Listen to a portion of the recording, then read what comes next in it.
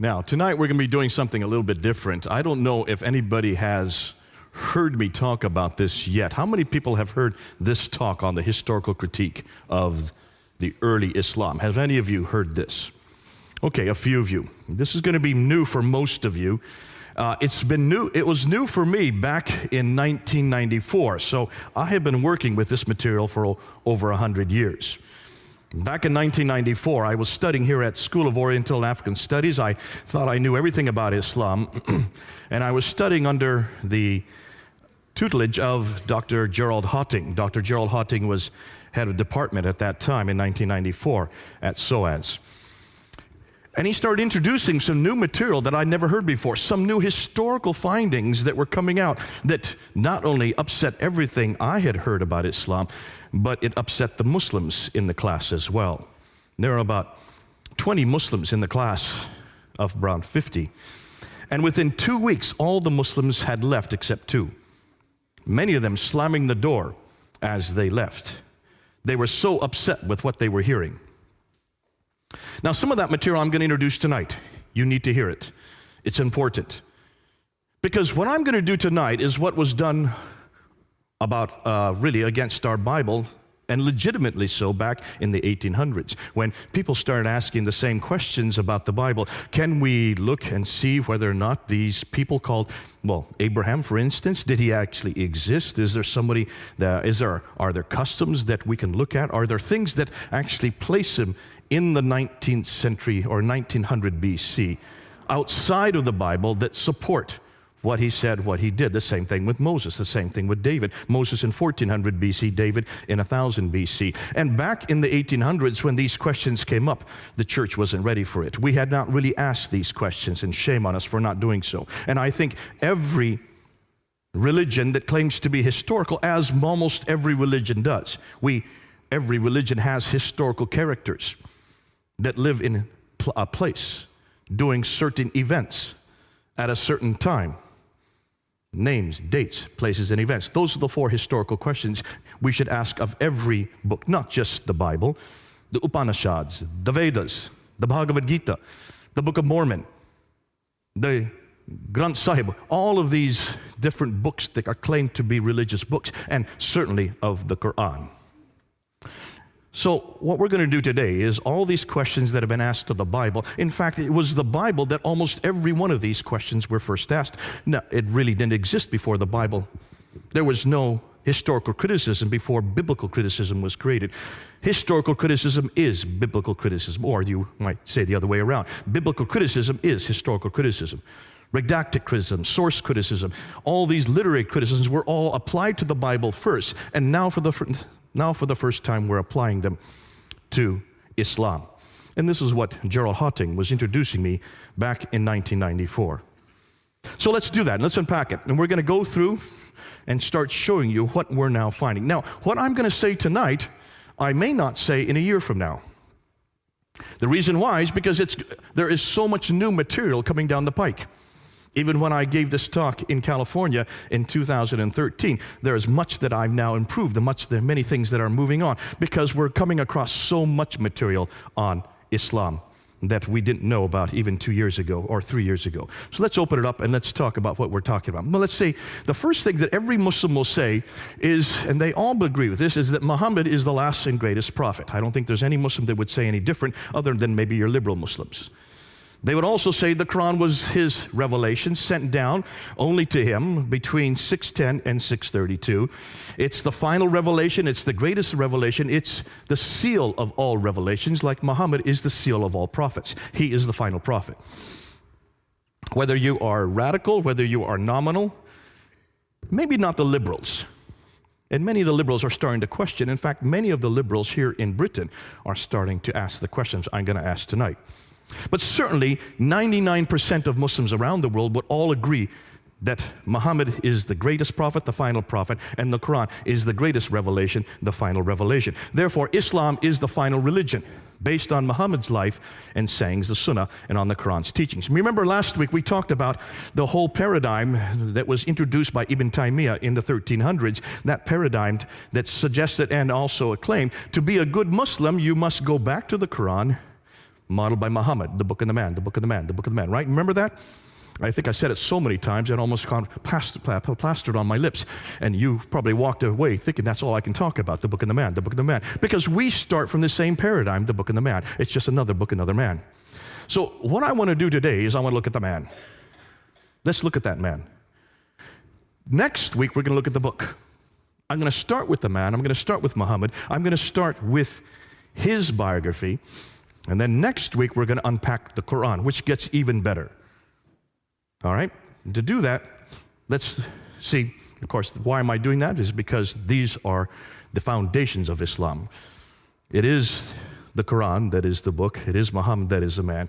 So let's investigate both Muhammad and the Quran. Now, what's the classical account? This is the account that you've all heard. This is what you're taught in every school. This is still what is being taught in every university. It's still being taught in most every corner of the world. This is the classical account that you've only, and this is one you'll agree with. You've never heard any other story. You've all been told that Muhammad was born in 570. Has anybody heard any different? No. There's no reason not to hear any different, because that's all that we've ever heard. We also have been told that in 610, he went away from Mecca, he went to the Hira cave, which he would go there quite often to meditate, and there in the middle of while he was meditating, suddenly an angel appeared to him, Jibril, and says, Aqra, that means recite. His response was, Ma Aqra, I cannot recite, because he could not read or write. So the angel squeezed him, then said a second time, Aqra. And his response was, Ma'akara, I cannot read or write. And he was squeezed a second time. This happened 3 times. Finally, the angel let him go, and he ran back to Mecca, went to Khadija, his only wife at that time. Khadija was the woman that was very wealthy. She had her own caravans. She employed Muhammad as her caravan leader. She married him. And she had a little test for him when he came back. She asked him to first sit on one leg and asked him, was this an angel that talked to you? He said, yes. She asked him to sit on the other leg and said, are you sure this was an angel that talked to you? He said, yes. She finally disrobed in front of him and then asked the third time, were you sure that this was an angel? And he said, yes. After that, she knew he was telling the truth because no angel would ever be in her presence disrobed. So she went and told her cousin, Waraka ibn Nawfal, what Muhammad had said. Waraka ibn Nawfal was a Nestorian Christian, so we're told, according to traditions. And it was Waraka ibn Nawfal that then turned to Muhammad and said, truly, what has happened to you, you have been seen by an angel. This is a revelation that is coming to him, that you are a prophet. Interestingly, it's a Nestorian Christian that gives the authority for Muhammad as a prophet, one of the ironies of history. After that happened, then many revelations started to come from 610 on, and we call these the Meccan revelations. Up from 610 to 622, he started receiving these revelations that are in the second part of the book, the latter part of the Quran. In 621, he woke up in the middle of the night and he was told by the angel to get on the back of a winged horse called the Burak, which flew him up to Jerusalem. And there at the rock, where the dome is now built, the Dome of the Rock, at that rock he then ascended to 7 heavens, met Allah. Allah said to pray 50 times a day. So he came down to the 5th heaven, met Moses, and asked him, how many times did he ask you to pray? He said, 50. That's way too many. Go back up and see if you can get it down. So he goes back up to Allah and gets it down to 45. He comes down to the 5th heaven, and Moses, see if you can get it down more. And so he bounced back and forth between the 7th and the 5th heaven, bringing it down from 45 to 40 to 35, down to 15, 10, and finally 5 prayers. Once he got it to 5 prayers, then Moses says, fine, go on back down to earth, which he did. Which is one of the another ironies of history, that the reason why Muslims pray 5 times a day is because of Moses. Isn't that fascinating? And this all happened in 621. Am I changing the story, or have you all heard this story? So far, I've kept exactly to what every Muslim will tell you. In 622 then, he then moves from Mecca up to Medina. This is called the Hijrah, the Exodus. And he moves, some of the traditions say there were 80 of his followers, others say there were 200. Nonetheless, he had a small group of men and women that he moved with, called the Hijrah. He moves up to Medina, and then the reason why he goes to Medina is because the Ansar, the natives of Medina, they were having problems with the Jews who controlled all the commerce. They needed someone who was neutral to arbitrate between them, and so that's why they brought Muhammad up. He was neutral. So he was there as an arbiter between the Ansar, the Arabs, and the Jews. Now, that arbitration happened for about 2 years. That continued for 2 years, from 622 to 624. It didn't work, because after 624, then, that arbitration broke down. He still continued to receive revelations, and these revelations continued from 622 to 632, the last 10 years of his life. Once these arbitrations broke down, once the Jews no longer accepted him as a prophet, he no longer accepted them. And that's where the problems began between Muhammad and the Jews. And we talked about that last week, so I don't need to go through that. You know what I'm talking about. In 630 then, he goes from Medina and he just walks right into Mecca and takes it over. No war, no battle, he takes it over. And then he dies in 632. Some say he was poisoned, but what we do know is that he did die, and that's, at that time, the Quran had yet been written down. It had been memorized by many of the companions. Parts of it had been written on bones, stones, some had been written on bark, but it had not been written down completely when he died. After he died, Abu Bakr takes over. Abu Bakr rules from 632 to 634. He dies normally. Then Umar takes over, and he goes and rules from 634 to 644, the next 10 years. He then is killed. Uthman takes over, and he then rules from 644 to 656. It's during his ruling, the third caliph, his ruling, that the Quran was written down. We're going to talk more about that next week, because that's problematic. 650 to 652 is when the Quran was finally written down, roughly 18 to 20 years after Muhammad's death. This is what the classical account says. This is what I've been taught. This is what you've been taught. This is the only story you're going to hear. And then Uthman is killed, and Ali, the adopted son of Muhammad, then takes over, and he is considered to be the legitimate heir because he is adopted by Muhammad. Muhammad didn't have any heirs. He had 2 sons, but they died in childbirth. He had 4 daughters, but they could not be his heirs. And that's why Ali had to be his heir. Ali then takes over, and then he is killed at the Battle of Siffin in 661. Now, that is the story you've all heard. Have any of you heard any other story? No, I don't hear and see any hands. For a very good reason. There is no other narrative. That's the only narrative we're given. There you can see now where this is all happening. It's all happening in this red area here, from the birth of Muhammad in 570 up until the death of Muhammad in 632. Everything that took place during Muhammad's life is in that red area.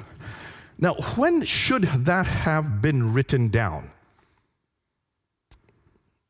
You would like to think it was written down, everything I've just told you, should have been written down while Muhammad was still living, or immediately afterwards, right? You would like to think so.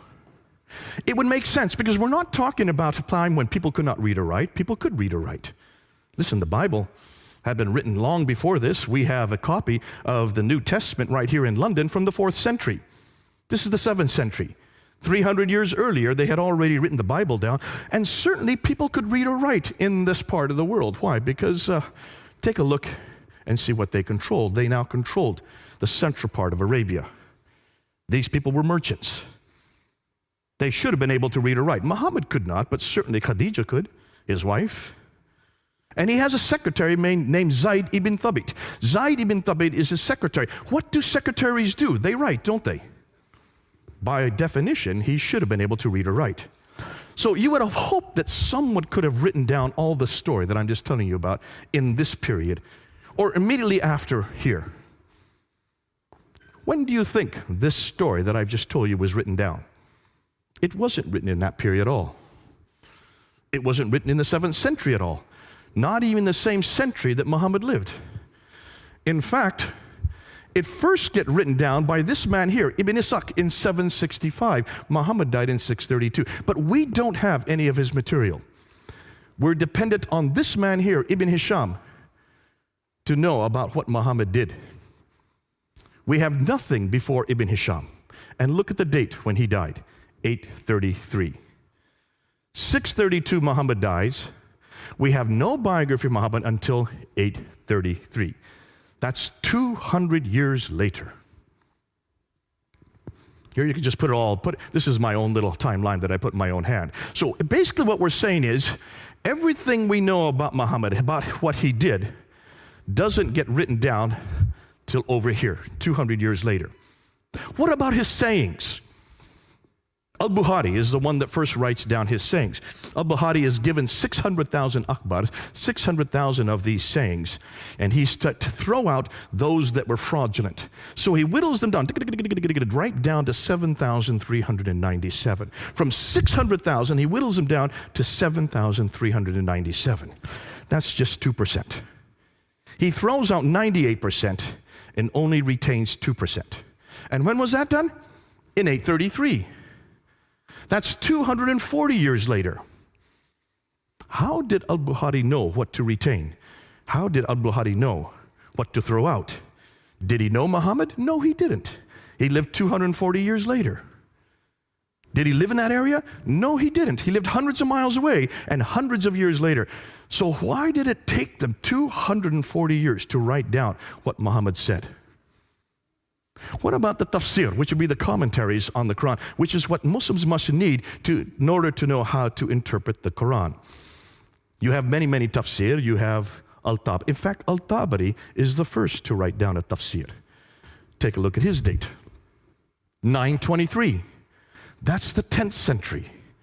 300 years later, because Muhammad died in 632. It takes him 300 years to write the first commentaries on the Quran down. And the histories, the Tahriq, which are all the histories of mankind leading up to Muhammad, they're first written down by Al-Tabari in 923. Again, the 10th century. Now, there are many that write after Al-Tabari. There's Baidawi, Zamakhshari, Suyuti. The names go on and on, but they all come after 923. Nothing before 923.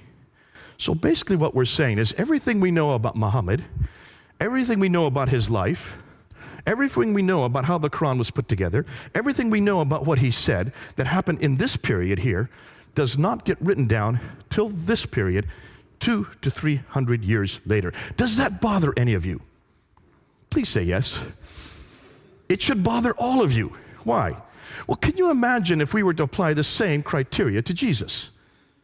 Now, when did Jesus die? We know he died in about 33 AD. Did people write down what he did? Yes, they did. Almost immediately, didn't they? You have Matthew, Mark, Luke, and John, who wrote down the biography of Jesus. That would be the Sirah of Jesus, the Siratu of Yesu, or Isa. So you have the biographies written down. We know that Matthew, Mark, and Luke were written by between 48 and 64 AD. So within 30 to 40 years, you already have 3 biographies of Jesus. John would have been written later. That's about 60 years later. But 2 of those biographers actually knew Jesus. John and Matthew lived with him for 3 years. They saw everything he did. They heard everything he said. So they wrote down what they saw, and they wrote down what they heard. We don't just have 1 biography, we have 4 biographies. 2 of them written by eyewitnesses, and the other 2 who got them from the eyewitnesses. 40 to 60 years after Christ's death. What about the tafsir of Jesus? That would be the commentaries. Well, the tafsir of Jesus would be the letters of Paul. He was the one that actually commented on what Jesus did. What Jesus did, he showed how to apply what Jesus did in Ephesus, in Philippi, in Corinth. Those are the commentaries on Jesus' life. And Paul was beginning to write down within 15 years of Jesus' death. Not 300 years, but within 15 years, Paul was writing down these tafsir of Jesus. Do you see the parallels? What about the tahriq, the histories of the early church? The book of Acts, written by Luke. And we know the book of Acts had to be written between 52 and 62 AD. Jesus died in 33 AD. So within 20 to 30 years, you have the Acts of the Apostles written. Which means everything we know about Jesus is written down within 15 to 60 years while the eyewitnesses were still living. John was still living. He was the last to write something down. Whereas everything we know about Muhammad is written 200 to 300 years after the fact. Ooh my, look at the differences. If we were dependent on what we know of Jesus concerning what Muslims are dependent on, that means, let me just go back. That means we would not know anything about Jesus until the 3rd century. How could we defend him? How could we even know what he did or said if nothing began to appear until the 3rd century?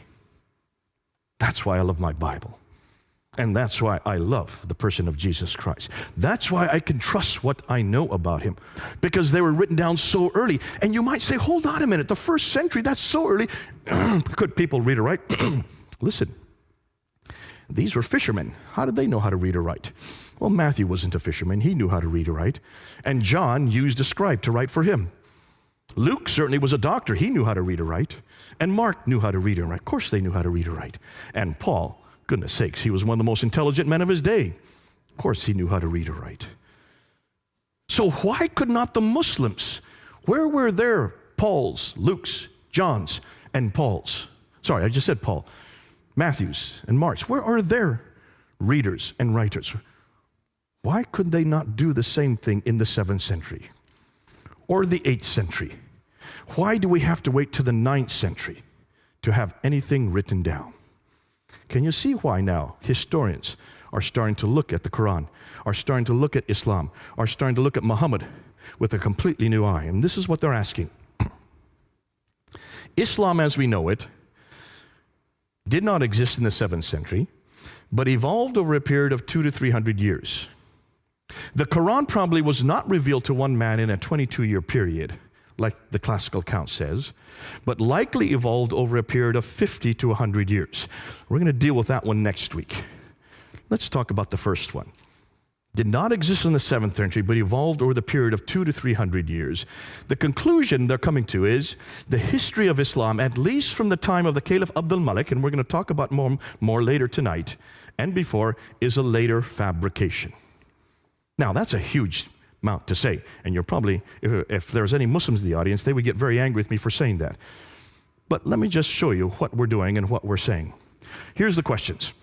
This is their concerns. If so much of the history of early Islam was written down so late, why did it take so long to write it down? Were these people illiterate? I hear that all the time whenever I ask my Muslim friends this. They were illiterate. I said, hold on a minute. No, they weren't illiterate. By 642, within 10 years of Muhammad's death, Basra, Baghdad, Damascus, Jerusalem, and Cairo were controlled by Islam, or at least by Arabs. Those are huge cities. These had lots of libraries. They could read and write for hundreds of years, thousands of years in these cities. Please don't say no one knew how to read and write in those cities. By 685, by the time Abdul Malik comes to power, all of North Africa, all the way from Spain in the west, in the other direction, all the way to India in the east, that whole swath of land was under their control. Are you telling me that from Spain to India, nobody could read or write? Not one person? No, of course they could read or write. In fact, they tell me, we're going to find out next week, that the Quran was written down by Zayd ibn Thabit in 632 to 634. Within 2 years of Muhammad's death, the Quran was first written down by a man named Zayd ibn Thabit, who was the scribe of Muhammad, the secretary of Muhammad. His whole job was to read and write. So where did the 9th century biographers get their material from? And since we don't have anything before the 9th century, can we trust it? Since it's so late, shouldn't we go back to the period these events took place? Shouldn't we go back to the 7th century and see what we find? And that's, as a historian, is what we need to do. Let's go back and see what we can find in the 7th century. And that's what now a whole slew of historians have begun to do, especially here in Britain. This is coming out of Europe more so than America. And this is why I heard nothing about this when I was in America. I only started hearing this in 1994. And that's why we've been working with this now for the last 20 years. And the people I'm going to go to are these scholars. Dr. John Wansborough, head of department at School of Oriental and African Studies here in the University of London.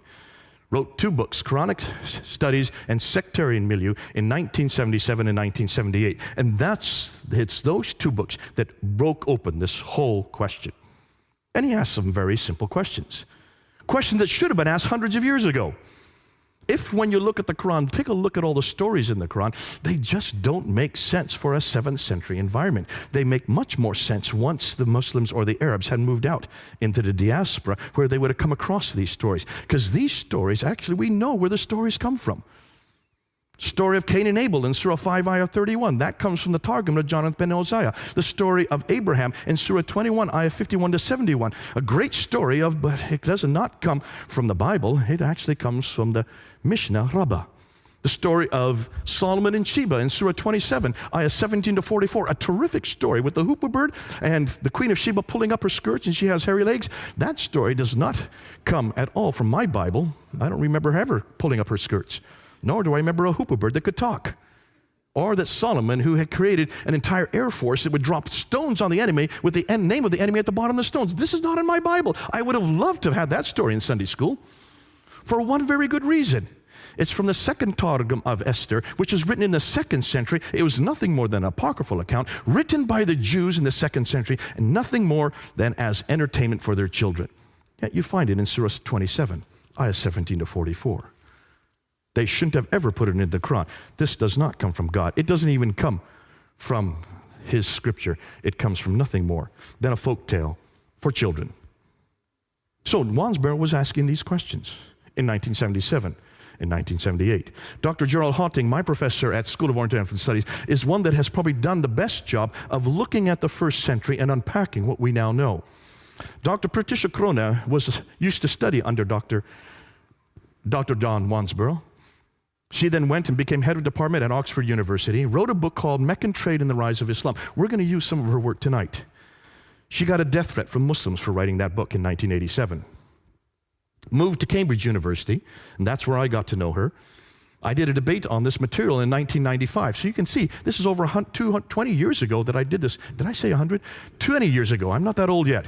20 years ago, I did a debate on this material with Dr. Jamal Badawi, probably the head scholar of his day in the Muslim world in 1990s. And I asked 10 questions that I got from Dr. Patricia Krona. Dr. Patricia Krona was head of department at Cambridge University at that time. She was the one that helped me put that debate together. Dr. Patricia Krona reads and writes 15 archaic languages. These are languages that are not spoken anymore today. 15 of them she reads and writes. She is considered to be the top in the world in her field. How many of you can read and write even modern day 15 languages? Can you see the kind of scholarship we're dealing with here?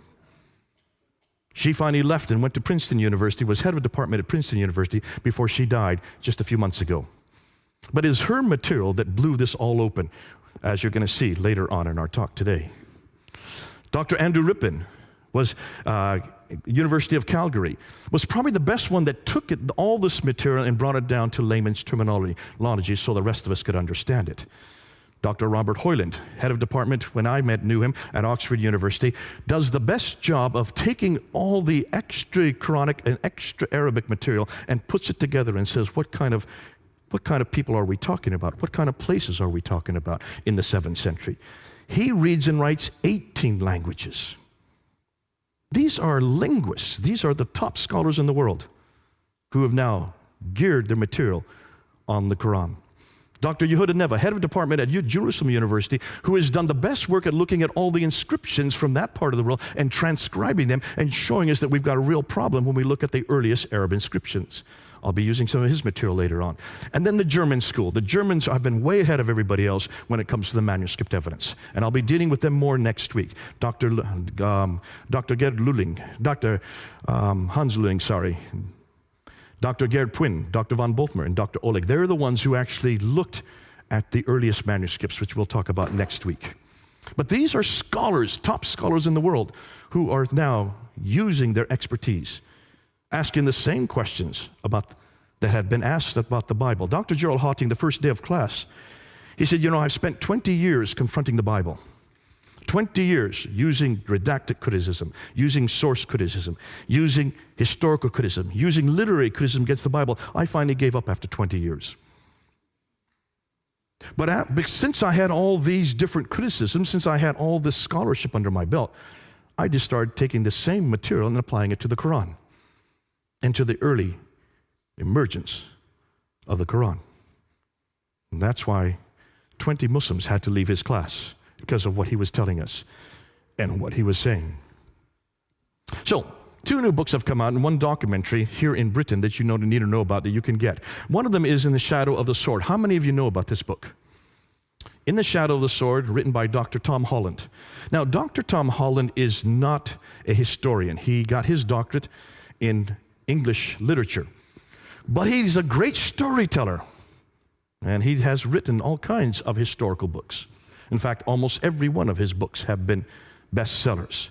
He came out with this book in 2012 after spending 6 years of studying the emergence of Islam, because he'd written Rubicon, he'd written Persian Fire, he had written, what was the one on the Byzantine world?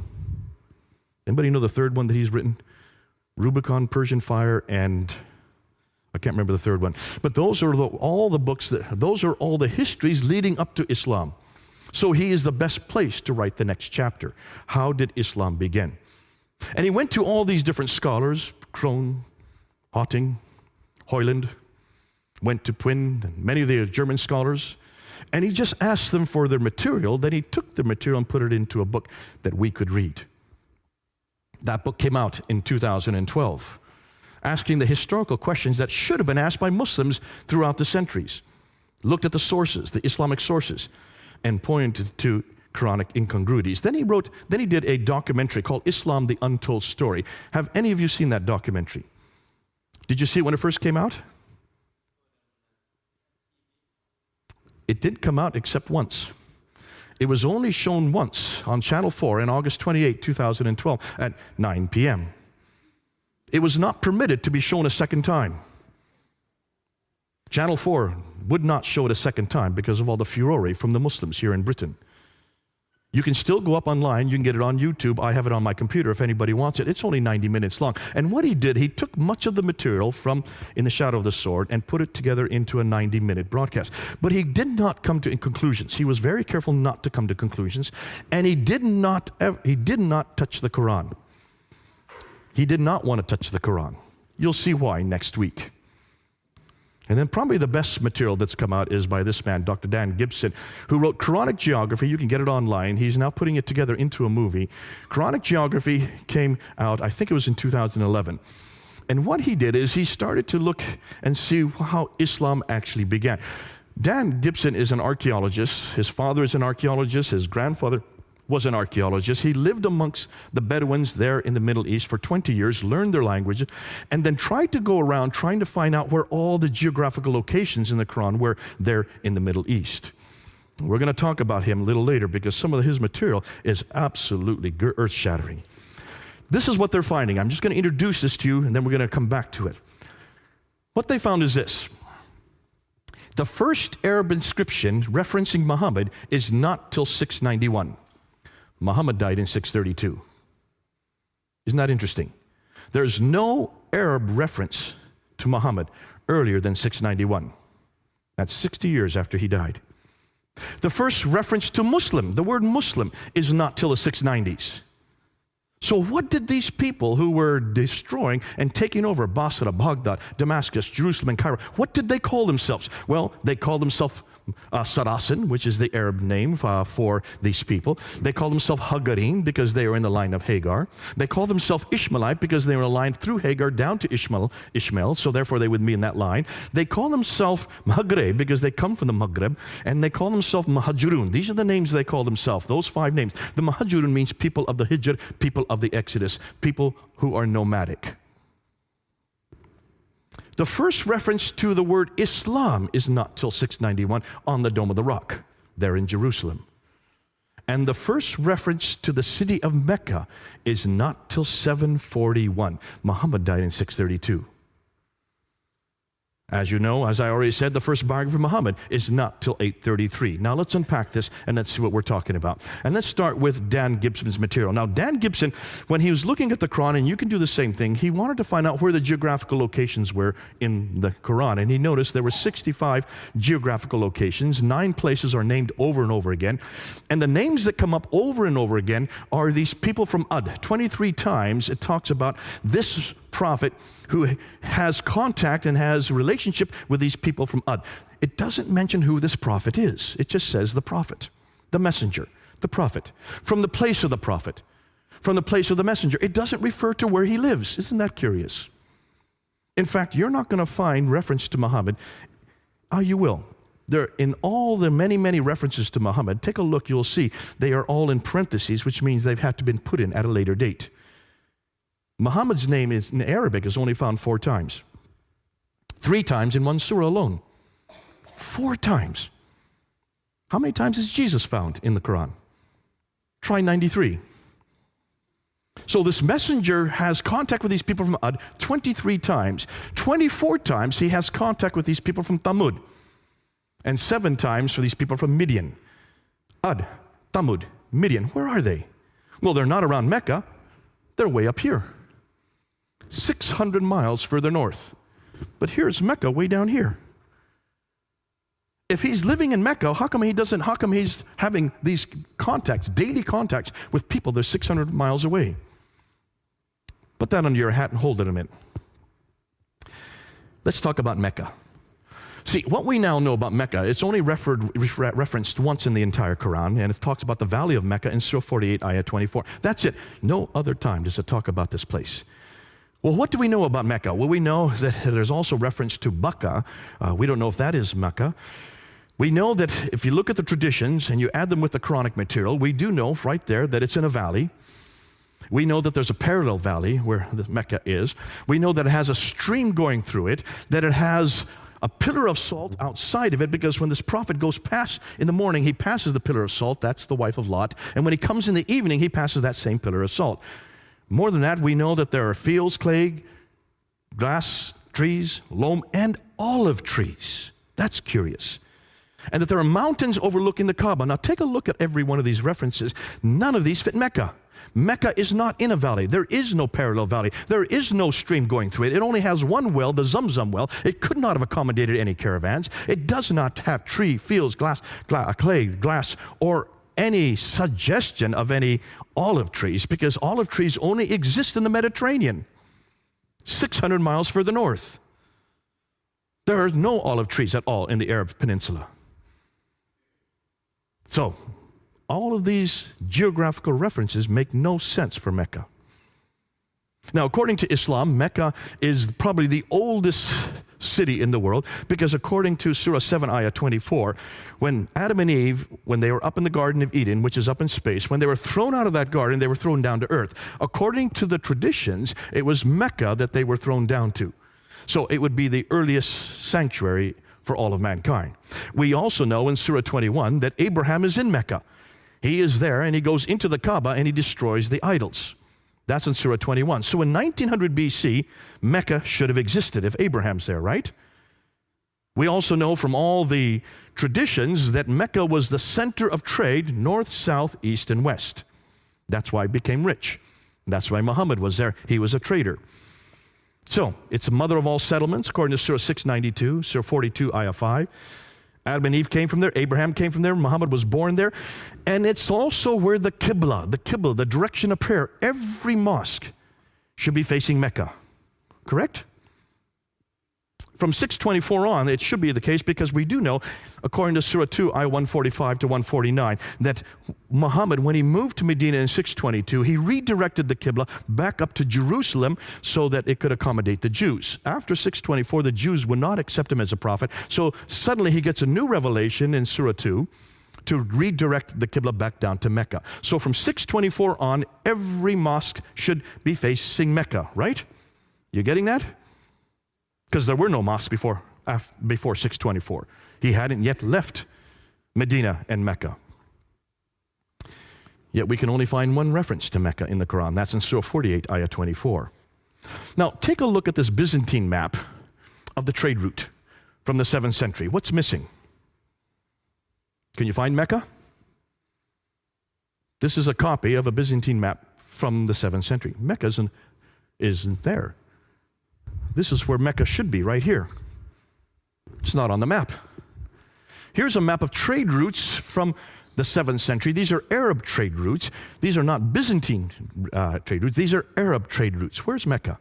It's right where that question mark should be. When we look at the earliest maps, we can't find Mecca on any of the maps. This is the map that Patricia Corona looked at, and this is the one that got her curious. She was shown this map. This is a map that's not from the 7th century. It's a map that was made today in the 20th century, redacted back to the 7th century to show you what the place looked like. And when she looked at this map, she noticed that all the trade would have come from here in India and China further away. They couldn't go that way because of the Hindu Kush and the Himalayas. So all the trade used to come across the Arabian Sea over here into the Persian Gulf and used to go that direction up to the Mediterranean world. Are you following me there? The problem is that the Sassanids who were here were warring against the Byzantines who were there. So they were warring back and forth for 200 years from the 5th, 6th, and 7th century. So that shut down the trade from going up the Persian Gulf. They had to redirect the trade from India across the Arabian Sea down to here in Aden. And that's where they took off all the trade. They took it off the boat there, and they went 1,250 miles, following that green line all the way up to Gaza in the north.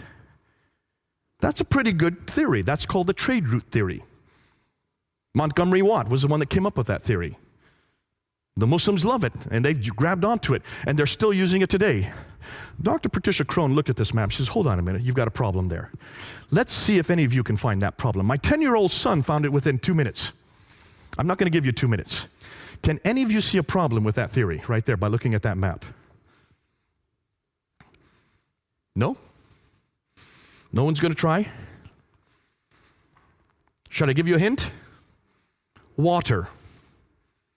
That's a pretty big hint. Go ahead, sir.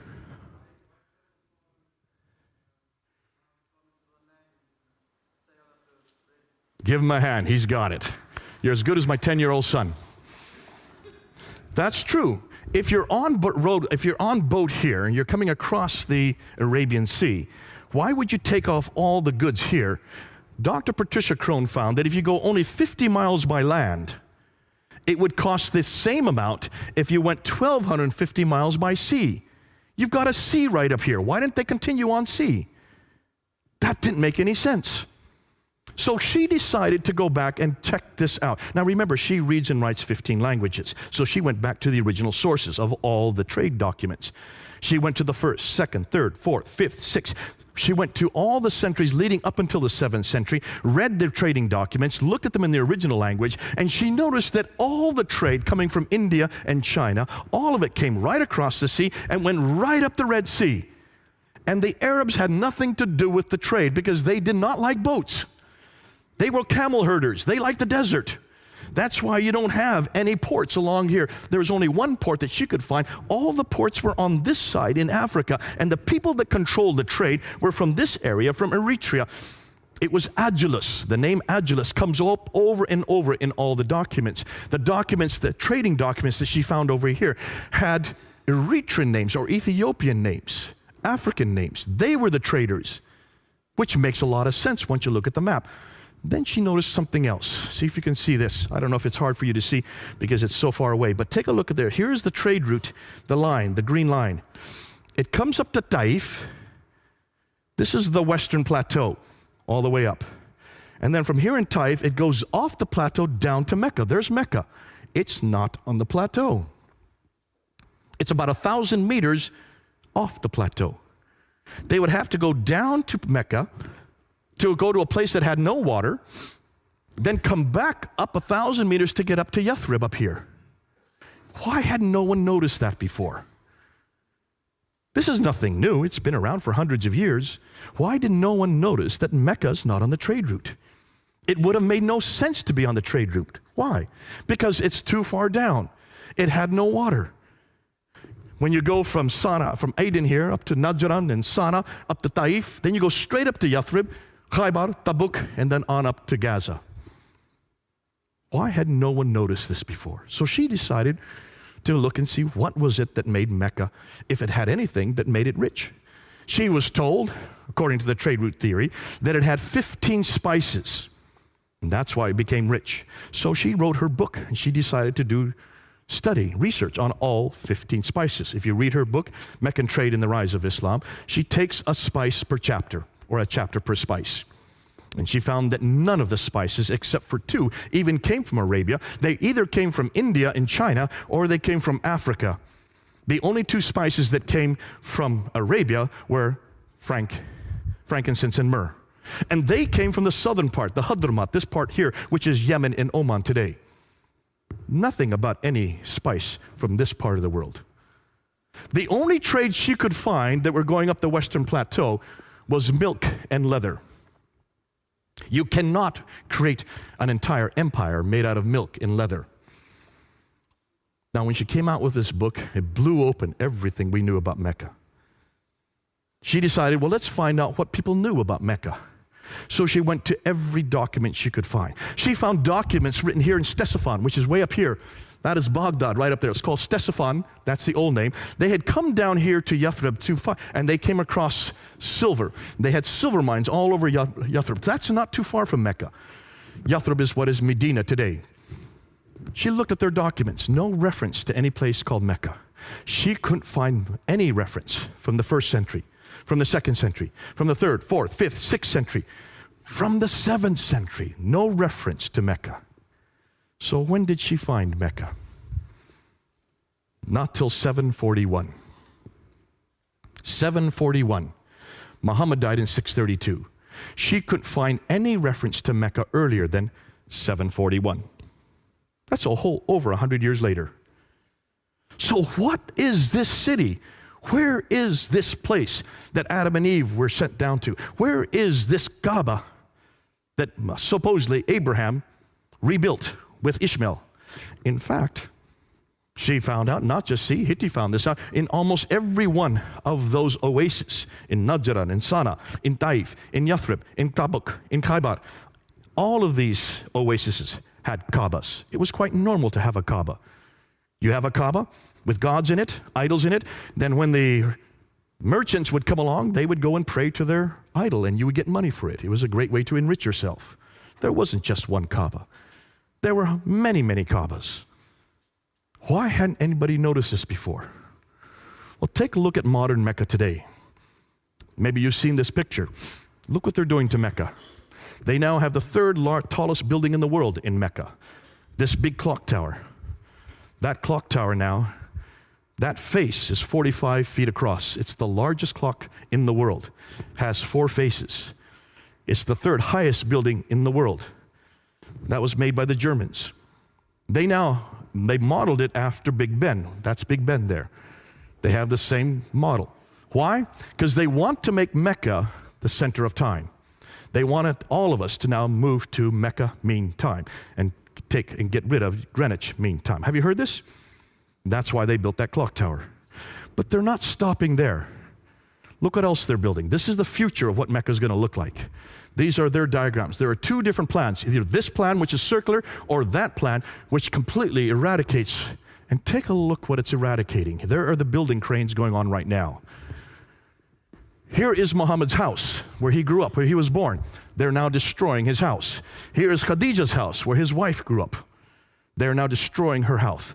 Why are they destroying these houses? And why are they cementing it all up? Any idea? Because they've heard what we're finding.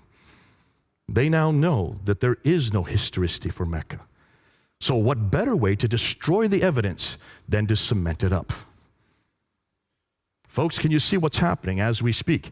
Muslims all over the world are upset. But the Saudi Arabian government is continuing. They're going to build 62 of these buildings all around the Kaaba so that all the rich Muslims can have air conditioning when they come to do the Hajj. That's their reasoning for it. I would suggest the real reason is to destroy history. So there is no historical record. So you cannot confront them with this material. You can see why. Mecca did not exist before 741. It's too late. So if Mecca didn't exist before 741, what are you going to do with the Qibla, the direction of prayer? Every Muslim must pray towards Mecca. Am I correct? And it doesn't matter where you are in the world, you always pray towards Mecca, towards that building right there, the Qibla. This is the Kaaba, sorry. And it's that building. Whenever you go around the world, you will see there are all kinds of mechanisms to find out where Mecca is. That's in every mosque. You'll find a mihrab, which is a little niche in the wall that always shows you the direction of Mecca. I remember not too far from here in Cricklewood, they have taken over a nice, beautiful church. a brownstone church, and they invited me to come in. They threw out all the stained glass window and replaced it with plexiglass. And then the imam wanted to show me, see, we've taken all the pews out and put down rugs. And now, Mr. Smith, now we have the Qibla going in this direction. He says, now we have corrected the church. It is now facing Mecca. They put a mihrab there in the wall over at the side. They wanted that for my own benefit, to show me that. When you go around, when I was in Malaysia, in my hotel room, in every hotel room, they had the Qibla in every hotel room. You can now use these objects to find the Qibla. You even have an app on our phones now to find where the Qibla is. Doesn't matter when you are, where you are in the world, you can always know where Mecca is. In Surah 2, Ayah 143 and 145, the direction of the Qibla was then redirected down to Mecca. That would be in 624, the date they give. But here's the problem. Archaeologists are having a difficulty. As early as 1905, two archaeologists, one called Dr. Creswell and Dr. Fedavadi, in 1905, were traveling in that part of the world. You can't go there anymore, but back then you could. And they were looking for the earliest mosques, and they wanted to go to find these mosques that were in the 7th century. So they went to mosques, one mosque in Wasit and another mosque in Kufa, which is in what is today Iraq. And they started digging down to the different layers till they got to the original floor plan of these two mosques. And when they found the original floor plan of both Wasit and Kufa, they noticed the Qibla was not facing Mecca. It was facing directly west. When they went to Egypt, outside Egypt is Fustat, the garrison town. When they went to the mosque in Fustat, just outside of Cairo, when they dug down to its original floor plan, they noticed that the Qibla was facing east. It should have been facing south. It should have been facing down here. But Kufa and Wasit were facing that direction. Fustat was facing this direction. So they said in 1905, it must be facing Jerusalem. That was their conclusion. And when I first found out about this back in 1994, even my professor, Dr. Hotting, when he brought this up, I raised my hand and says, well, what's your conclusion? He says, I don't want to come to any conclusion. I've already lost enough Muslims here for my class. I said, you've got to come to conclusions. If the earliest mosques that we've been able to find are facing west and east and not south, then it looks like we have a different Qibla. He would not, in class, say any more. But you can see immediately, if you look at the map, there's a problem here, isn't there? Now, Jacob of Edessa in 705 also said that the Qiblas. So from all this it is clear that it is not to the south that the Jews in the Maghreb is the name for the Arabs at that time, in the regions of Syria pray, but towards Jerusalem. He thought it was Jerusalem as well. He was actually wrong. Dr. Dan Gibson decided to pick up this argument. He had read about it. He'd heard about the debate I had had on it. He also knew about that this was a problem. He saw also that there was a problem. So he decided to do something that no one else had done. He decided to look at all the earliest mosques, but you can't go to the earliest mosques today and see where the Qibla is because they are all facing Mecca. Every mosque is facing Mecca, anywhere in the world. So he decided to use satellite technology to look down from space, to look and see where the original floor plans for all these mosques were. And guess what he found? I wanted to mention the three books that Tom Holland had written. It's Rubicon, it's Persian Fire, and Millennium. That's the one I had forgotten. Millennium. So those three are all bestsellers, and those are the ones that gave him the platform to then go on and do In the Shadow of the Sword, because they all talk about the Roman world, the Byzantine world, and the Persian world, all of which ceased to exist in the 7th century. What took over? Islam took over, so he was the best qualified. Let's go back now to Dan Gibson, and let's talk about what he found. Remember, he goes and he wants to find out where all of these mosques were facing, using satellite technology, looking down on each of the mosques. This is what he found. When he looked at the great mosque in Guangzhou in China in 630, it's facing Petra, not Mecca. When he looked at the great Humayma Mosque, southwestern Jordan, the Qibla is facing Petra. It should be facing Mecca. The older mosque that was rebuilt then, he noticed there, the floor plan, finally was. The newer mosque, sorry. The great mosque at Baalbek in Lebanon, it's facing Petra. It should be facing Mecca. When he went to the great mosque of Sana'a in Yemen, the capital city of Yemen, right at the very bottom of the peninsula, built in 705. Now look at the date. All the Qiblas were supposed to be canonized in 624. So every mosque after 624 should be facing Mecca. But here's one built in 705, and it's facing Petra, not Mecca. This is an interesting one. This is in Jerusalem. Now you have the Dome of the Rock right here. That's the beautiful Dome of the Rock. Here you have the Al-Aqsa Mosque here. The Dome of the Rock is built in 691. The Al-Aqsa Mosque is built in 709. Look at the entire citadel, including both the Dome of the Rock and the Al-Aqsa, are all facing Petra. 691, 709. The entire citadel is facing Petra, the third most holy shrine in Islam. The Damascus Mosque, built in 709, it's facing Petra. It should be facing Mecca. The Anjar Mosque in Lebanon, look at the date, 714. It's facing Petra. It should be facing Mecca. The Mosque of Umar in Basra, now we're in Syria, 720. We're almost 100 years later. If the Qibla had its canonization in 624. This is 720. Almost 100 years later, it's still facing Petra, not Mecca. It's not till 727 that they finally found a mosque in Pakistan, Banbor in Pakistan, facing Mecca instead of Petra. This is over 100 years later. But then in 728, here you find a Qibla in the Qasr al-Khayr al-Sharqi in Syria. It's not facing Petra or Mecca. Looks like they're a little confused on this one. Now here's what's interesting. Take a look at this mosque from Amman in Jordan. This is the older mosque built in 700. It's facing Petra. They then rebuilt another mosque behind it and above it in 740. It now is facing Mecca the right way. So what happened between 700 and 740? That's the question we need to ask. The Mushata Mosque in Amman, now we're in 743. It's back to Petra again. This is 120 years later. The Rabat, now when we get to North Africa, they don't seem to know where to face. Because in Tunisia, here's a fortress in Susa, Tunisia, in 770, it's not facing Petra or Mecca, it's facing directly south. They're a little confused in North Africa. The same way in Spain. Take a look at Spain. There's Petra, there's Mecca, it's facing quickly south. Obviously, there's something that we need to find out about North Africa and Spain as to why they're completely miscued. The great mosque in Karaoun in Tunisia in 870. Now we're into the 9th century. See, these are much later mosques. In the 9th century, there seems to be some type of confusion here because they're not facing Petra or Mecca. It's facing straight south again, much like you found in other North Africa. But take a look at these were up until 725, excuse me. Up until 725, every Qibla was facing Petra. And what's interesting is they were all uniformly facing Petra. I've heard Muslims try to say, well, they didn't know their direction at that time. Listen, these were camel herders. They went through the deserts. There were no roads in the deserts. And even the paths they used to take would be covered over by a sandstorm. So how did they know where to go? They used the stars.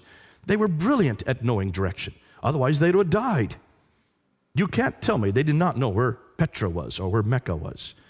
The fact that they're all facing Petra until 725 shows me.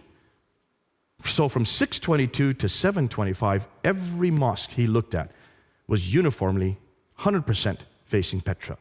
Between 725 and 822, there seems to be a confusion. There seems to be something going on. We don't know what it is yet. But there was still backwards and forwards, especially in North Africa. They didn't know where to go. So 12% of the mosques were facing Petra. 50% started now to face Mecca. 38 were parallel or in other directions. And it isn't till 822 that every mosque begins to face Mecca. That's 200 years later. It takes them 200 years to get every mosque facing Mecca. Now we should ask, why is it that no one's known that before? That to me is hugely troubling. So why Petra? Well, take a look where Petra is. Remember that Arab trade route? I showed you where Petra, it's in the center of all the trade. See, Mecca's not even on the trade route map for one very good reason. There was no trade that went through Mecca. But Petra is on the center of every route. What is Petra known for? How many people have been to Petra? Has anybody been there? Okay, one man, two. What do you notice about Petra? It has tombs and temples. It was a center of the Nabatean kingdom. The Nabateans, we know about the Nabateans. They existed from the 2nd century BC. They existed, in fact, it's the Nabatean kingdom that we get the name Allah. Allah is a Nabatean god. The black stone that's in the Kaaba comes from Petra.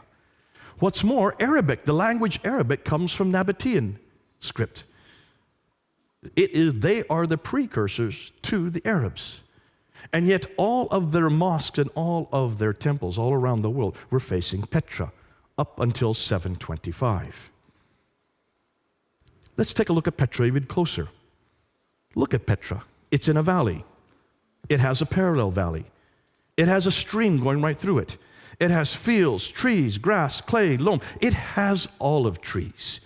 It's near this. If there was ever a pillar of salt that Lot's wife would have been, it would have been close to Petra, because that's exactly where that event took place. Petra has all the items listed above from the Quran and the Islamic traditions. Everything that we see in the Quran and the Islamic traditions fit Petra. None of them fit Mecca. Thus, could it be Petra that all these places were referring to? What's more, take a look at Ad, Thamud, Midian. Remember the people that are referred to in the Quran over and over again? 23 times these people from Ad, 24 times the people from Thamud, 7 times from people from Midian. Take a look and see where they are. They're all around Petra. They lived right around Petra. No wonder whoever was writing or whoever was coming in contact with these people, they were living, whoever that person was, that messenger, that prophet, was living 600 miles further north, not in Mecca. Mecca's way down here. 600 miles between the two. So what's the significance? And this is what we need to unpack today. We don't know anything about Muhammad at all in the 7th century. Now, we do know from outside sources. We do have this from extra Quranic sources. We do have references to Muhammad. The Doctrina Iacobi, which is right here in the British Library, written in 634, refers to him by name. But it doesn't say where he's from. It doesn't say what he does. It just warns people, be careful of this man Muhammad. The writings of Sabaeus, written in 660, do talk about Muhammad and warn the Christians to be careful of him, but it doesn't place him in any place, nor does it give him much significance, other than the fact that he was a man who did an awful lot of warring. What's interesting is the earliest documents we can find from within Arab sources, from within Muslim sources, the Maghazi documents, which are the earliest part of the Siratul Rasulullah, written by Ibn Hisham in 833. The earliest documents that Ibn Hisham was dependent on are the Maghazi documents. The Maghazi documents means raids. He was a raider. That's what he did. Now can you understand that even his biography from 624 to 632 are about raid after raid after raid after raid. He was involved in 29 raids himself, and he planned another 39 according to his own traditions. That fits the man that we're talking about. It fits the historical character. But nowhere does it say that we can find of these raids being way down in Mecca. It looks like they must have been much further north. His biography doesn't even appear till the 9th century. His city doesn't appear till the 8th century, 741. Thus, much of what we know of Muhammad is written down hundreds of years later and hundreds of miles away. It looks like he is nothing more than a later redaction, possibly Abdul Malik, putting back onto a historical character that which the man who put back didn't never know. So Humphrey's conclusions, Islam in the Prophet's life as we know it, was not derived from the 7th century, but evolved over a period of 200 to 300 years and redacted back onto the Prophet's life and compiled in the 9th century. And that's what now the historians are concluding. And you can see why they're coming to that conclusion. Let's summarize this real quickly. New books are being published which question the classical account of Islam. Why are there no Muslim sources for 200 years? That's the first question. Why do the claims they make do not fit the historical record? That's the second claim.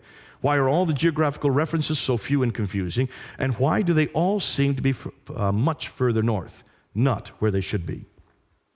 Why are there so many references to vegetation which would not exist in Mecca? Why is Mecca not even mentioned until 741? And why can we not find any map with Mecca on it until 900 AD? Muhammad died in 632. Takes them almost 300 years to put Mecca on a map. Why is Mecca not on the trade route? So these are all the questions we're asking now. So why do the Qiblas face Petra for the first 100 years, then are confused for the next 100 years, and are not standardized to Mecca until 822, nearly 200 years too late? Therefore, much of what we know about early Islam is in doubt. So, here's the million-dollar question. What really happened? Now, I have to be careful because this is what I think. I may change tomorrow. I may have a complete different scenario in 1 year, because we're now getting lots of material that's coming in. But this is where I think, this is what I believe. This is just me. This is what I think happened, looking at everything that we've got so far. And this is a what-if scenario, okay? To make sense of all this, I think we need to go back to Abd al-Malik. And this is what it's not just me saying this is what almost all the historians are saying. You need to start with Abd al-Malik, who ruled Islam from 685 to 705. He was the second caliph amongst the Marwanid caliphs. Marwan came into power in 680. Before that was Sufyan family from 661 up until 680. So for the first 20 years of the Umayyad Caliphate, it was a Sufyani family. Marwan finally takes over. Marwan's son, Abd al-Malik, is the great Arab reformer. He is known as the great Arab reformer. You can see the Arabs control that part of the world. Therefore, by the time he comes to power, they had controlled that part from 642. So for 40 years, they had now controlled that part of the world, the central part, the area where Jerusalem is, where Damascus is, where also Petra is, also where Mecca and Medina would be. For 40 years, however, they did not control it. They were nothing more than nomads. These nomads that went and took over the Sassanid Empire and then took over the Byzantine Empire. Remember that map I showed you? Remember, those two empires were much more sophisticated. They were empires that had huge cities. The nomadic Arabs did not have big cities. They were nomads. They just had little oases. Therefore, they didn't know how to run cities. That's the first question we should have been asking. Take a look at Islam. Look at how sophisticated it is. Look at all its rules and regulations, all these sharia, these 4 laws of fiqh. They all would fit in an urban environment, not a nomadic environment. Why haven't we asked this question from the very beginning? How could a nomadic people have such sophisticated rules and regulations dealing with so huge metropolitan areas? Unless, of course, these rules and regulations come much later. So what did the nomads do? Well, let me go back, and I should have had this map in here. Remember that map that we have of the Sassanid Empire? They had two groups, the Lakhmids and the Ghassanids, that they would pay to keep the Arabs in the desert. The Ghassanids were paid by the Byzantines, and the Lakhmids were paid by the Sassanians, the Persians. And as long as they got paid, these groups kept the nomads in the desert. But after 200 years of warring with each other, the Sassanids against the Byzantines, they ran out of money. This is well known. Once they ran out of money, they no longer played the Ghassanids, and they no longer played the Lakhmids. And so therefore, the nomadic Arabs could just move right into these empires. And they did. This is well known. This happens all the time. The Mongols did it much later. The Visigoths did it in Europe. Barbarians who come into much more sophisticated environments. What happens when barbarians take over sophisticated environments? They don't know how to run cities. The Arabs didn't know how to run any of these cities. So what did they do? They stayed outside the cities. They built garrison towns. But someone had to run these cities. Who would they have chosen? Well, they chose people like them. People who also came from Abraham, but not through Ishmael, through Isaac. Cousins, Jews and Christians, who did know how to live in cities. And they were also very literate, and they were also very academic. And that's why they used the Jews and Christians to run the cities for them, because they were cousins of Abraham. People of the book, al-Kitab. What's more, these people because they were so close to them, then took on a status called Maoli or Moali. This is well known, that they took on like an indentured status. They could not actually be Muslims unless they converted, but there was no such idea of Muslim at this time. There was no name of people called Muslim. There was no religion called Islam. We don't have those references until 690. So for 40 years, these Arabs were dependent on the Jews and Christians to run everything for them. Now, what happens after 40 years? You can see the problem. By the time Abd al-Malik comes to power, he realizes that there is no Arab identity. He needed an Arab identity. You want to create your own identity. It's very clear that the Arabs did not have a prophet.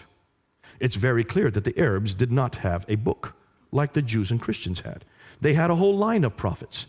They had whole slews of books, 66 books.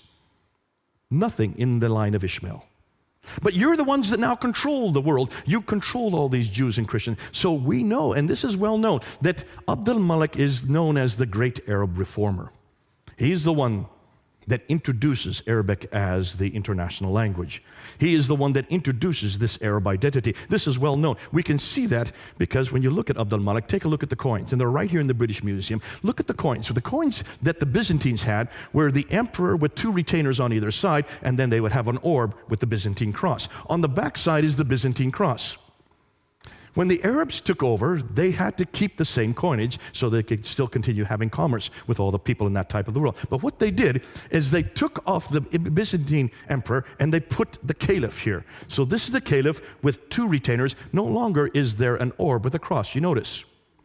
The back side still looks like a cross, but it's missing the cross piece. So no one would confuse that this is a cross to make it Arab. All right? But how can you have images of caliphs on the back of coins? Are Muslims allowed to have images anywhere? This is anathema. So how can these coins, which continue, these are the coins that are introduced by the Umayyads, the first Muslims, supposedly, right? Coins, every caliph had their image on their coin. Until you get to Abd al-Malik. Abd al-Malik first introduces himself with an image. But then he takes it off, and he introduces these coins in 691. In 691, he introduces coins with only Arab script. He takes off the image and introduces an Arab script. And take a look what's on that coin. For the first time, you see the Shahada. That's the first time we see the Shahada. I lie. It's the second time we see the Shahada. The first time we see the Shahada is on the Dome of the Rock. Who builds the Dome of the Rock? I've got a bad cold, by the way, and a fever, so I'm trying to fight my fever simultaneously with this water. Who is the one that builds the Dome of the Rock? It's Abd al-Malik. The Dome of the Rock is considered to be the third most holy shrine in all of Islam, right? Am I correct on that? Ask any Muslim why the Dome of the Rock is built, and they will tell you, well, that's where Muhammad went to the seven heavens. Remember I said that earlier tonight, right? That's the story that happens in 621. It's called the Miraj, and it's to commemorate that event, which means that building should have some reference to that occasion, right? Take a look at the Dome of the Rock. Look where it's situated. See, Abd al-Malik does not live in Jerusalem. He does not live in Medina. He lives in Damascus. Why in the world does he not live in Mecca? If that's the seat of the world, if that's where God is. Why doesn't he have his capital in Mecca? Or at least in Medina?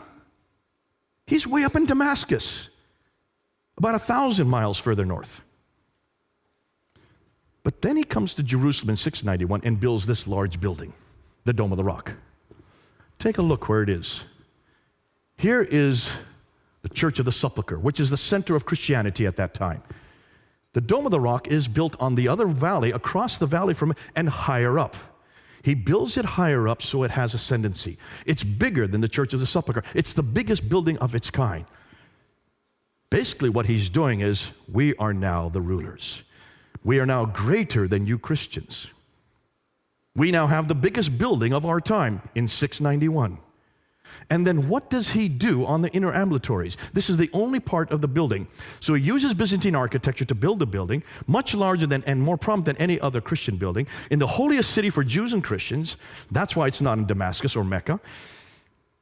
But it's supposed to refer to the Miraj. But take a look at the inscriptions. Now, remember, just to remind you, the Dome of the Rock has been destroyed and rebuilt 11 times. All right, so the dome that we're looking at today is not the original dome. The only original part of the dome that still exists today are these two inner ambulatories in the middle, in the center. These two colonnades right here, that and that. Those are the only part of the dome that is from the original building, all right? So you need to look at the inscriptions on those inner ambulatories. And when you look at those inscriptions, take a look at them and you will see there's nothing at all about the Miraj. There's nothing at all about Muhammad going up to the 7 heavens, coming back down 2 heavens, meeting Moses and going back and forth between Allah and Moses, or 50 prayers. Yet that's why Muslims tell us the building was built. So what's on those inscriptions? Well, take a look. Surah 1:12. There is no God but God. He is one. He has no associate. Who's that against? Jesus. Say, He is God, the one, God, the eternal beside of all. He begetteth not, nor was begotten. Who is that against? Jesus, the begotten Son. And there is none comparable unto him. Muhammad is the messenger of God. Here you see Muhammad's name introduced. This is the first time Muhammad's name is introduced on any Arab inscription or architecture. This is the beginning of the introduction of Muhammad, and it's on the Dome of the Rock. In contradistinction to who? To Jesus. Surah 4, ayah 171. O people of the Scripture, do not exaggerate in your religion, nor utter aught concerning Allah save the truth. The Messiah, Jesus, son of Mary, was only a messenger of Allah. See, it even confronts the fact that Jesus is nothing more than a messenger. His word which he conveyed unto Mary, and his spirit from. So believe in Allah and his messenger. Say not three. There is the Trinity. It's attacking the Trinity. Cease. It is better for you. Allah is only one God. Far is it removed from his transcendent majesty that he should have a son. So it's attacking Jesus' divinity, it's attacking the Trinity, and it's attacking his sonship, all in one verse. Surah 4, ayah 171. This is an attack against Jesus. From the very beginning that we now know, the earliest inscriptions are confronting our Lord Jesus Christ. Praise be to God, who hath not taken unto himself a son, and who hath no partner. There it again, attacking against the Son of Jesus and his supposed partnership with God. Nor hath he any protecting friend through dependence. He's not dependent on anybody, and certainly not Jesus. Now, why is it no one's noticed this before? If you want to find out why Abdul Malik built that building, and why he made it higher than the Church of the Sepulchre and across the valley on the highest point of Jerusalem, just look at the inscriptions. He's now introducing his own prophet, greater than Jesus. His name is Muhammad. He is the messenger of God. So if you're going to create an identity, you've got to have your own prophet. Because so far, they've been dependent on all the Jews and Christian prophets. That's why 19 of the prophets that are listed in the Quran all come through Isaac. Where is the prophet that comes through Ishmael? Only Ishmael's name is there. They need a prophet to create that identity. They build the building. They introduce his name. And then they put it on the coins. The coins are coined the next year. Significance? He is the one that introduces this identity, beginning with the Dome of the Rock in 691. It's larger than any other non-Arab structure. It's facing the Arab sanctuary, Petra. It incorporates inscriptions against Byzantine Christianity. It introduces their faith. This is the first time we see the name Islam on the Dome of the Rock. It introduces their people. This is the first time we see reference to Muslims. And it introduces their prophet. This is the first time we see a reference to Muhammad. Isn't that interesting? But this is 60 years after Muhammad died. 60 years later, these three are introduced on the Dome of the Rock. More than that, the Caliphal protocols. Remember I told you about Yehuda Nevo. Yehuda Nevo has probably done the best work. He's from the University of Jerusalem, head of department there, and he went all around trying to find inscriptions, the earliest inscriptions from the 7th century. And he came across the Caliphal protocols. So these are the protocols, these are the official documents written by the caliphs from the Sufyani period all the way up into the Marwanid period. And he noticed that every one of these official documents always began with the Bismillah. But it's not the Bismillah we know today. Bismillah, Al-Rahman, Al-Rahim is not there. It's a completely different Bismillah. What's more, it doesn't talk about Muhammad. There's no reference in any of these Caliphal protocols about people called Muslims, about a religion called Islam, about a prophet named Muhammad, or about a book called the Quran. missing in all these protocols. Yet these are supposedly the first Muslim protocols by the caliphs, the first Muslim caliphs. This continues right up until Abdul Malik. And then he comes across Abdul Malik's protocols. And then he noticed in 691, almost overnight, Muhammad's name is introduced. It happens overnight. His name is introduced, the Quran is introduced, the name Muslim is introduced, and so is the name Islam. This is all introduced overnight in 691 and in 692. And from that time on, every protocol starts with the Bismillah and the Shahada, that there is only one God but God, and Muhammad is his prophet. What's interesting, the earliest Shahada that he came across says there is only one God but God, and he has no partners. Now hold on a minute. That's not in the Shahada today. So even the earliest Shahada was an attack against Jesus Christ, the partner, supposedly, of God. Then he mints coins in 692, and that's where he takes off his image and introduces the Shahada on those coins that I showed earlier. So, what's the possible scenario that we're coming up to? Once he introduces Muhammad, he then needs a revelation. See, every prophet has to have a book, has to have a revelation. And that's why the earliest Quranic texts are on the Dome of the Rock. That's the first time we see Quranic texts. It's on the Dome of the Rock. But it does not equate with the Quran that we have today. We'll talk more about that next week. The earliest Quranic manuscripts begin to appear during his reign and his son Al-Walid. You don't know what I'm talking about. You'll have to wait till next week. We're going to show you the dates of the earliest manuscripts next week. None of them are complete, nor do they parallel today's Quran completely. They continue to be changed and corrected up until the 9th century. Now, this is all new to you. You have to come back next week and we'll show you what we're talking about. The sanctuary Petra is then destroyed in an earthquake in 713. What happens whenever a sanctuary is destroyed? Well, as the people know, whenever their sanctuary is destroyed, that means God no longer has favor with that sanctuary. You've got to change your sanctuary, because this is God's way of saying, this no longer is my sanctuary. Because earthquakes always come from God back then. So where are you going to change it to? Well, you're going to go back to where the Marwanids came from. The Marwanid family comes from the Hijaz, from Central Arabia. So they then bring it down and they introduce it in Mecca. That's why Mecca was chosen. But see, Mecca doesn't make sense. Let me tell you why. Take a look at Mecca today. What do they do in Mecca? Well, they go around that Kaaba 7 times. Well, who does that? Where does the number 7 come from? It comes from the Bible, right? Then they run back and forth between two pillars, the Marwa and the Safa hills. What's that got to do with God? Why do they run back and forth? Muslims will tell you that's because that was Hagar who had Ishmael. She was looking for water, and she went back and forth, back and forth. She didn't find any water. So why celebrate something that doesn't make any sense? She never succeeded in anything. Why celebrate it? Then they go outside and they do a sacrifice. They come back to where the Jamarats are. The Jamarats, those pillars.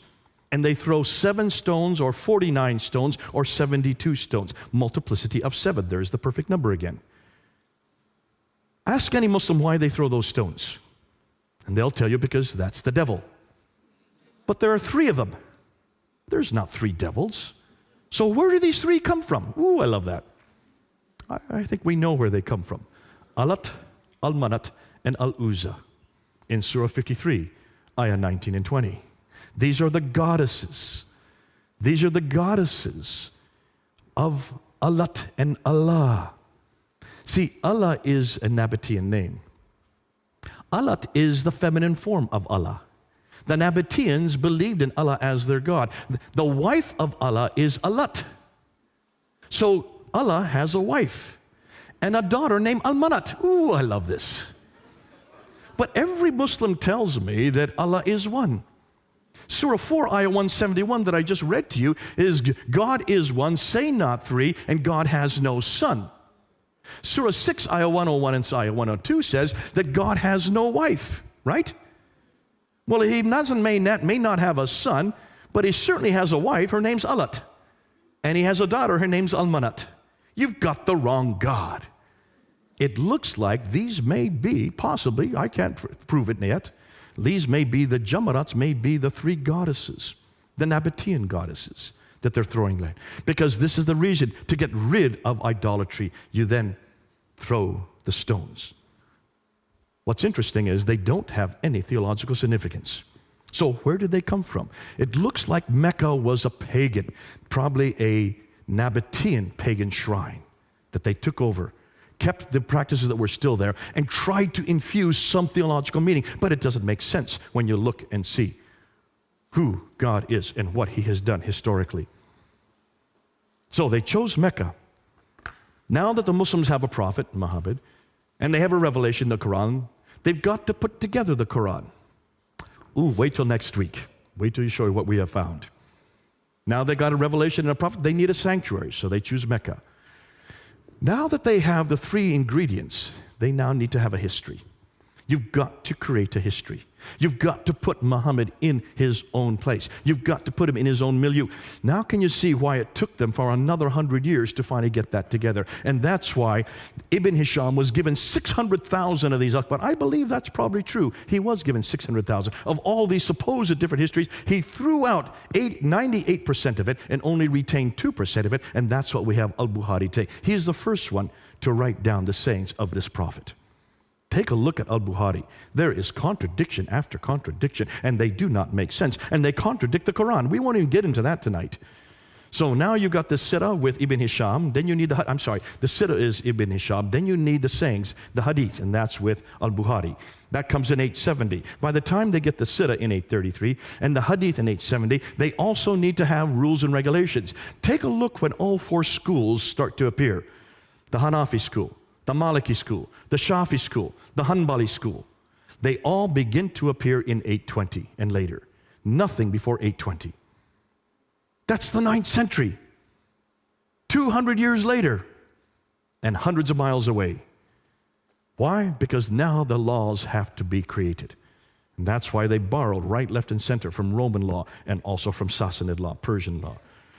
And then once you get that, then you've got to make sense of the Quran. By that time, the Quran is formed, but it is full of contradictions. Just take a look at the Quran, borrowing from many different sources. If you borrow, you've got to make sense of it. That's why the tafsir had to be created. And the tafsir do not start to begin to appear until the 10th century, 300 years later. By the 9th century, they now have the book, the man, the place, and the story. All four. But that's 200 to 300 years too late. And a new religion is formed and growing. Yet this did not happen a mere 22 years, but evolved, it looks like, between 200 to 300 years. Now can you see why the historians are coming to their conclusions? That's what we've just now found. New books are being published which question the classical account of Islam's beginning, asking questions such as, why are there no Muslim sources for 200 years? In a time and place that they should have had sources. There's no way to say, there's no reason for them not to have these sources. Remember, they owned these major cities, Basra, Baghdad, Damascus, Jerusalem, and Cairo. And except for Jerusalem, they still control those cities. And everything they wrote on was on parchment because they were rulers. They were not poor and oppressed like the Christians. The Christians did not have access to parchment in the 1st century. They were poor. They could only use papyrus. Papyrus disintegrates within 100 years. Every one of these scripts were written on parchment during the Islamic caliphal period because the caliphs ruled all the world. They had plenty of money to make these documents. Why are the geographical references so few and confusing? Why do they all seem to be much further north? Why are there so many references to vegetation which wouldn't exist in Mecca? Why is Mecca not even mentioned until 741, nor included on any map until 900? Why is Mecca not even on the international trade route? Why do all the Qiblas face Petra for the first 100 years, then are confused the next 100, and aren't standardized to Mecca until 822, 200 years too late? What is Abdul Malik's role in all of this? Does a nascent Islam really begin with him? And I would suggest it all begins with Abdul Malik. We're going to prove that next week, and you'll see why. So, what about Muhammad? Since much of what we know about early Islam is now in doubt, since much of the Quran is also in doubt, we'll see that next week, since nothing is known of Muhammad until the late 7th century, or Mecca until the 8th century, or his history until the 9th century, hundreds of years later and hundreds of miles away, can we conclude that Islam is nothing more than a later redaction possibly begun by Abdul Malik, then continued on by his descendants al-Walid and others, proving Muhammad had nothing to do with the Quran. So who is he, and what is his purpose? They've got the wrong man at the wrong place, doing the wrong thing at the wrong time. What about Jesus? We know where Jesus was born. That's pretty clear, in Bethlehem. We know where Jesus grew up, in Nazareth. We know where he died, in Jerusalem. We know what he did especially for the last 3 years. We know from eyewitness accounts, Matthew and John. We know from hostile accounts. Look at Thallus, Tacitus, and Josephus. They are the ones that tell us about the crucifixion. They are the ones that give us his name. Thallus and Phlegon were debating about the crucifixion in 52 AD. These were Greek historians. These were not Christians. And they mentioned that when Jesus died, 20 years earlier, because 52 AD is just 20 years after the crucifixion, within 20 years they were debating the fact that when he died, the sun went dark and the earth shook. That's a Greek historians. Tacitus, who had nothing good to say about Christianity, he hated Christians. Yet he's the one that says that this Jesus died during the time of Pontius Pilate under the rule of Tiberius in 33 AD. That's why we know that he died in 33 AD, because of Tiberius, the historian writing at the end of the first century. So there's a Roman historian giving us reference to Jesus. What about a Jewish historian like Josephus, the greatest historian of his age, writing in Rome? He says in the early 2nd century, he talks about Jesus. He even mentions the brother of Jesus, mentions about the death of Jesus, and mentions about the death of his brother James. And then curiously, he also happens to mention that the Christians believe that Jesus rose again. The only reference we have to the resurrection from outside a biblical source comes from Josephus, a Jewish historian. So there you have a Greek historian, you have a Roman historian, you have a Jewish historian, all talking about Jesus and his death. That's why we know, and we can be sure of what he died and where he died. These were all written within, certainly the accounts that were those by the eyewitness, within 50 to 60 years, the extra hostile accounts within at least 100 to 120 years. No doubt about his historicity. Thus we have the right man at the right place, doing the right thing at the right time. That's why I love my Jesus. We don't have any problem with him. These kind of questions you don't hear anywhere about Jesus. No one suggests he didn't live or suggests that he didn't die. Now, there's some, the Muslims don't believe he died, but where do they get their reference from? From the Quran. One verse, Surah 4, Ayah 157. Surah 19, Ayah 33 completely confronts it, contradicts it. Surah 3, Ayah 55 also contradicts, but no, they go with Surah 4, 157. Even the Quran is not sure if he died. Many Muslims today don't know who died. They know someone died. They all agree that, but they think maybe someone else was given his image and he was put on Jesus' place and he went up on the cross. Can you imagine someone getting the image of Jesus and not saying anything about it? Don't you think the man on the cross would have said something? I would have. You've got the wrong guy. More than that, you mean John didn't know Jesus, didn't know the man on his cross? He'd been with him for 3 years. He was his favorite disciple. What about Mary? She knew her own son. Would not a mother who'd known her son for 33 years not have known if that was her son on the cross? And why did the man on the cross not even intimate that he shouldn't have been there? Look and see what he says. Is there any doubt that he knew what he was doing? There on the cross, Father, forgive them, for they know not what they do. That's my Jesus. Ooh, I love the historicity of Jesus. You look and see who Jesus is in his historicity. N.T. Wright mentions that when you look at Jesus and compare him, if you take a look at Jesus, you need to find out what happened historically in the first century to see if we've got him placed right. And he says, take a look and see what Josephus says that are the 3 major debates that are happening there in Judaism in the first century. He says the debate was on the church,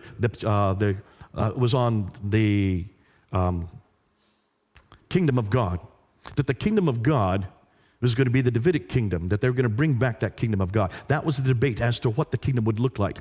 The laws of God was the second debate that happened right through there in the first century. And then thirdly, the temple itself. Those are the 3 things that the Jews were debating because they wanted to bring back that kingdom. They wanted to bring back those laws, and they wanted to bring back the temple from Solomon's time. Now, these debates would have made no sense after 70 AD because 70 AD, Jerusalem was destroyed. And the Jews were all thrown out of Jerusalem. There would be no kingdom left anymore.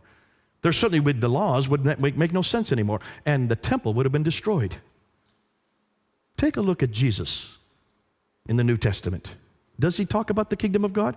Yes, he does. All the time he talks about the kingdom of God.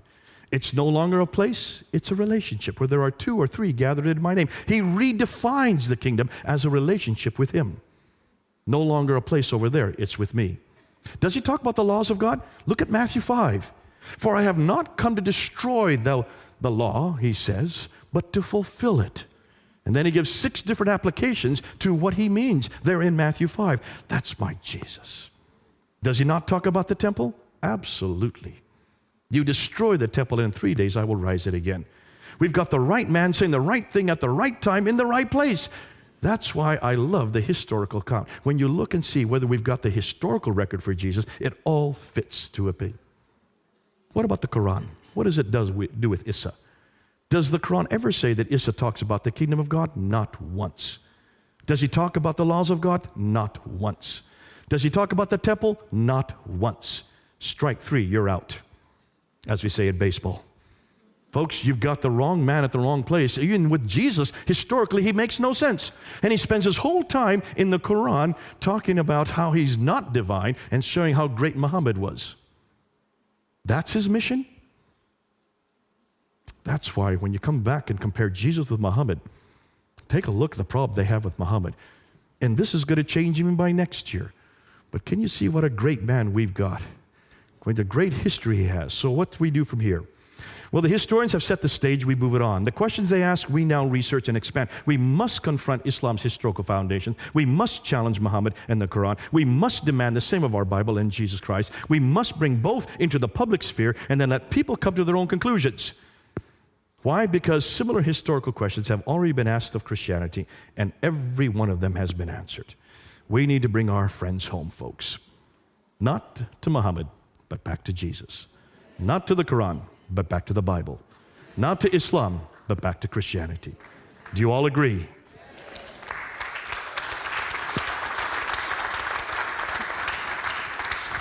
Let's pray.